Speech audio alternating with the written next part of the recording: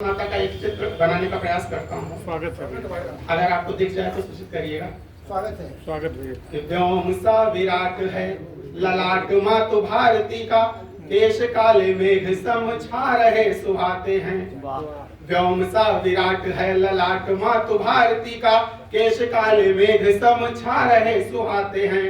चांद और सूरज नयन दो प्रकाशमान, शिखर विशाल वक्ष वन शोभा पाते हैं। हमारे वेदों में कहा गया है पर्वत स्तन मंडले शिखर विशाल वक्ष वन शोभा पाते हैं। तर व्योम सा विराट है ललाट मातु भारती का, केश काले मेघ सम छा रहे सुहाते हैं। चांद और सूरज नयन दो प्रकाशमान, शिखर विशाल वक्ष वन शोभा पाते हैं। नदियों का जल वस्त्र सम धारे हुए मातु, तरुवर मिल धानी चुनरी सजाते हैं। और जल बरसा के देव करते हैं अभिषेक, पूजन को पारिजात पुष्प बरसाते हैं। जल बरसा के देव करते हैं अभिषेक, पूजन को पारिजात पुष्प बरसाते हैं। और एक हमारे महान ऋषि हुए महान ऋषि दधीच जी, जिनको हम सभी जानते हैं, किंतु मैं नहीं चाहता कि आज के समय में हम लोग दधीच बनने का प्रयास भी करें, क्योंकि कितने लोग हैं जिन्होंने साहित्य के लिए नौकरी छोड़ दी, राजनीति छोड़ दी, लेकिन आज भी कुछ लोग दधीच बनने के चक्कर में पहुंच ही जाते हैं वहां, जो अभी आप जल्दी में भी देख रहे होंगे। तो उसी से मैं कहता हूं कि दान लेके हड्डियों का इंद्र जीता सत्ता सुख, क्या मिला दधीच को ये आज भी सवाल है। दान लेके हड्डियों का इंद्र जीता सत्ता सुख, क्या मिला दधीच को ये आज भी सवाल है।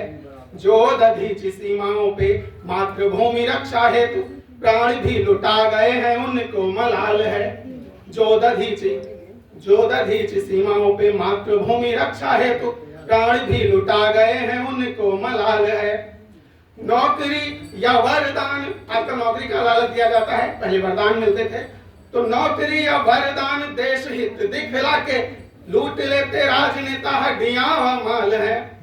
नौकरी या वरदान देश हित दिखला के लूट लेते राजनेता हड्डियां व माल है। अब तो है भारत दधीच बनना ही नहीं, वज्र ले बढ़ो स्वयं जीत लेना काल है। अब तो है भारत दधीच बनना ही नहीं, वज्र ले बढ़ो स्वयं जीत लेना काल है। और एक गीत लंबा है, लेकिन मैं इसके दो जो है अंतर आपको सुनाता हूँ। गीत की भूमिका बस इतनी है कि हमारा चिर परिचित जो कुरुक्षेत्र का मैदान है, हम लोगों के हृदय में भी एक कुरुक्षेत्र बसता है। कई बार हम दुविधा में होते हैं कि हमें क्या करना चाहिए क्या नहीं करना चाहिए। तो जैसे भगवान श्री कृष्ण ने वहां पर अर्जुन को उपदेश दिया था, समझाया था, मैं उसी से प्रेरित होकर आप लोगों के समक्ष स्वागत है भैया। बहुत बढ़िया विषय।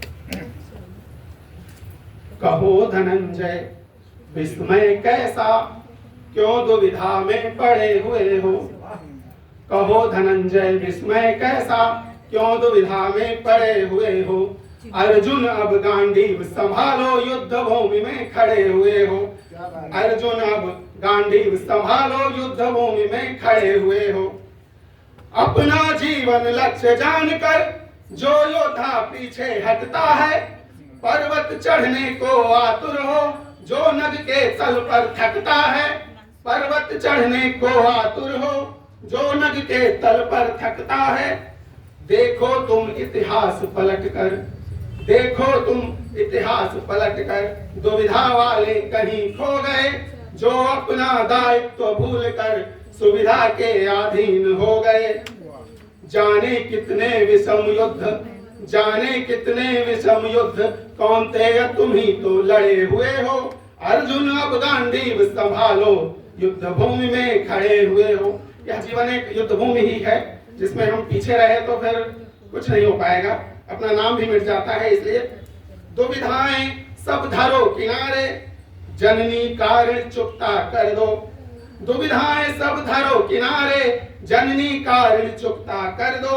और द्रौपदी का लज्जा में झुका हुआ सिर ऊंचा कर दो। और द्रौपदी का लज्जा में झुका हुआ सिर ऊंचा कर दो। समर सिद्ध अर्जुन क्या ऐसे अटल युद्ध से डर जाएगा। केशव सखा पार्थ क्या बोलो कर्म विमुख हो मर जाएगा।